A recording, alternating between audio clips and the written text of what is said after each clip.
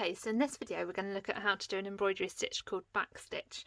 The idea is that you're moving the stitch back each time. So I'm going to use fabric in an embroidery hoop. I'm also going to use a paper template of the star shape that I'm going to embroider, a pencil which is a fabric marker, 6-stranded thread and needles and scissors. Okay, so I'm going to start by drawing around my template. So this is just a prim fabric pencil, and it will come off, it's water soluble, so I'm just going to lay this on top, and you can see that I'm just kind of, I don't know if you can see there, so it's just leaving a mark on top. So I'm just going to go all the way around so I can gradually draw this on top, and I'm not pressing too hard because you don't want a strong mark. And then once you've drawn all the way around your template, and you can pin this on, you should be left with this kind of thin white line. Obviously if you're using a lighter fabric you can get different colour fabric pencils, but now this is ready to start embroidering onto. So if you choose your thread, so I'm going to use this embroidery thread, it's a 6-stranded thread, and I've just found the end of it here. You can take these bits off, and you want to pull the thread so it comes up to your arm. You don't want it any longer than from fingertip to elbow. So once you've measured that, just snip it here, and this has got 6 individual strands within it, so it's up to you whether you want to use all 6 strands, whether you want to separate it down. It depends what sort of look you're going for. So if you're going to separate the strands, then the best way that I find to do it is if you just tap it, you can kind of see it pulls the strands apart, and then you can pull out however many strands you need. So I'm going to pull out 2 because that's what I want to use, and I'm going to set aside those 4 for another project later on, and then line the ends of your 2 strands up, and we're just going to tie a knot to hold them both together.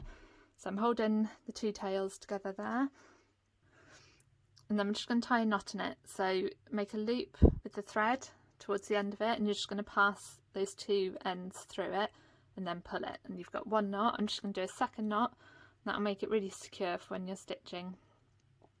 And then you've got 2 knots and time to thread up your needle. So I'm just going to trim that again because sometimes that can make it easier to thread the needle, just in case they've got a bit splayed. And I'm just going to get out one of these clover gold eye embroidery needles.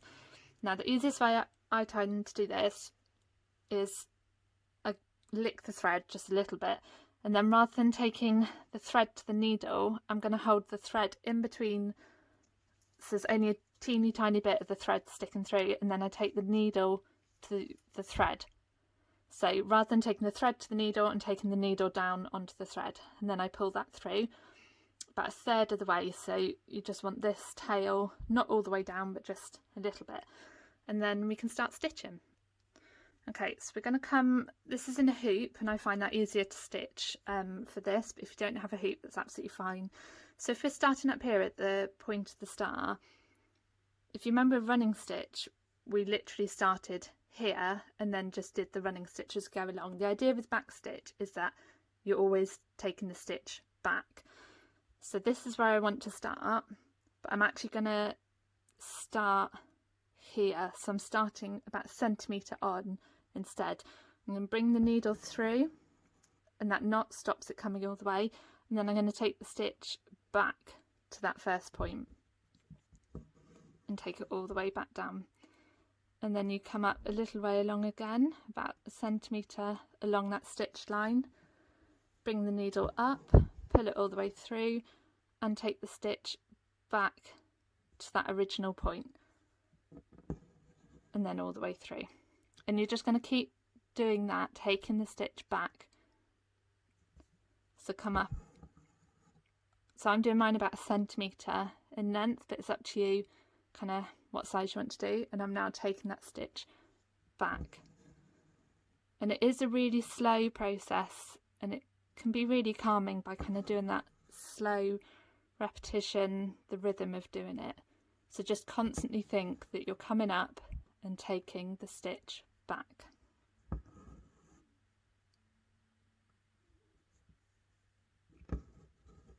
I wanted to show how you do the back stitch if you were going up to the corner.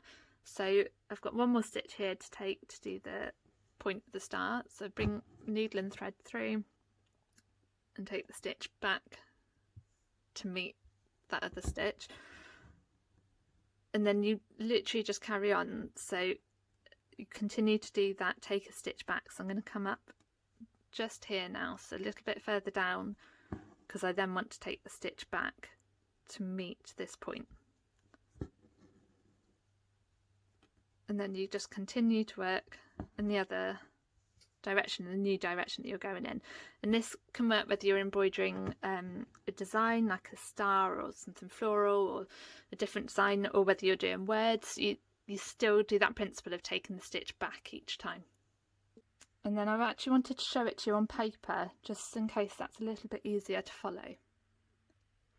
Okay, so I'm going to draw it on here as if this were a stitch. So say we were just doing it in a straight line.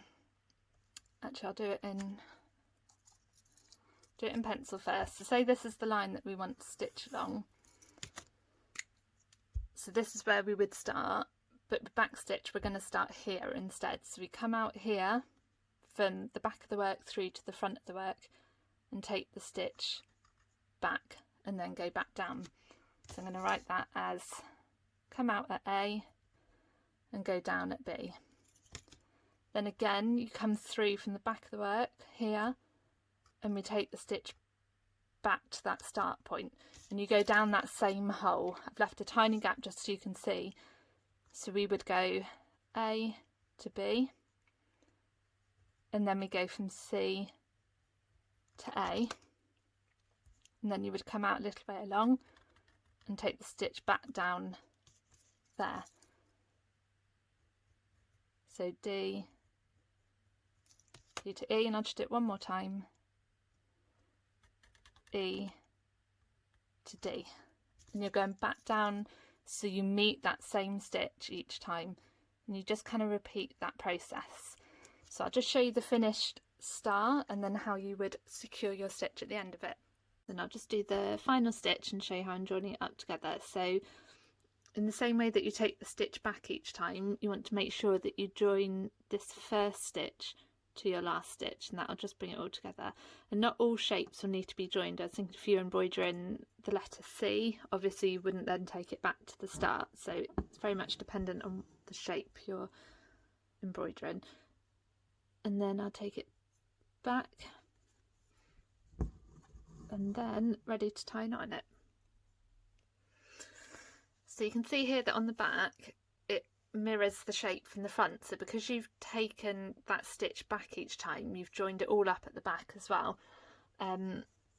So to tie a knot, so you've got this long bit of thread, you're just going to make a loop out of the remaining thread and then pass your needle through it, and I'm just holding that and pulling that knot here. I'm just going to put my finger on top and pull the thread through, and then I'll do it for a second time just as 2 knots. So make a loop, pass your needle through, use your finger and hold that knot into place, and that way you've got 2 knots, one on top of the other.